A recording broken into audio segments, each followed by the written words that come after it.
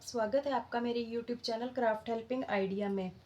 Friends, जैसे हम travelling पे जाते हैं ना, तो हम अपने बैग में जैसे मर्जी कपड़े रख के ले जाते हैं तो बहुत ज़्यादा स्पेस जो है रोकते हैं। तो आज मैं आपको कुछ ऐसे टिप्स एंड ट्रिक्स बताऊंगी कि जिससे आप कपड़े भी अपने बैग में बहुत ज़्यादा कैरी कर पाएंगे और वो जगह भी जो है बहुत ही कम रोकेंगे। तो चलिए बिना डिले किए वीडियो को शुरू करते हैं।